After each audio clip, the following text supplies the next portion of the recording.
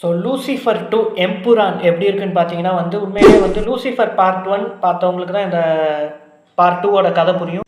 அதில் வந்து ஸ்டீஃபன் யார் அப்படின்ற ஒரு விஷயத்த நிறைய கேள்விகளோட ஒரு எண்டிங் கொடுத்துருப்பாங்க. இந்த படத்தில் வந்து ஃபஸ்ட் பார்ட்டை விடவும் நிறைய ட்விஸ்ட் அண்ட் டர்ன்ஸ் நிறையா இருக்குது. 3 மணி நேரம் ஓடுதுன்ற ஒரு ட்ராபேக் மட்டும்தான் இந்த படத்தில் இருக்கே தவிர, என்னன்னு பார்த்தீங்கன்னா மோகன்லாலே வந்து ரொம்ப நேரம் கழிச்சு தான் வர்றாரு. அது வரைக்கும் நம்மளை வந்து அவங்க உட்கார வச்சுருக்காங்கன்னா ஸ்க்ரீன் பிளே வைஸ் வந்து இந்த படம் வந்து கொஞ்சம் என்ன சொல்கிறதுனா ஓரளவு பெட்டராக இருக்குதுன்னு தான் சொல்லணும். படத்தோட ப்ளஸ்ன்னு பார்த்தீங்கன்னா வந்து ஆக்டிங்காக இருக்கட்டும், சினிமாட்டோகிராஃபியாக இருக்கட்டும், ஆக்ஷன் சீக்வன்ஸாக இருக்கட்டும், எல்லாமே வந்து தரமாக பண்ணியிருக்காங்க. ஸ்டேஜிங் வந்து வேறு லெவலாக பண்ணியிருக்காங்க.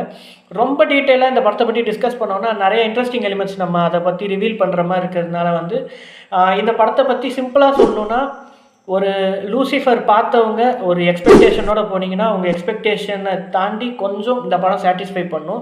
எக்ஸ்பெக்டேஷன் இல்லாமல் போனீங்கன்னா ஒரு தரமான ஒரு political thriller with commercial entertainment அப்படின்றது தான் இந்த படத்தில் நான் சொல்லிக்க விரும்புகிறேன். ஸோ இதே மாதிரி வேறு ஒரு வீடியோவை சந்திக்கும் வரை உங்களிடம் வந்து விடைபெறுவது உங்கள் இன்ஃபினிட்டி வியூவர் லியோ.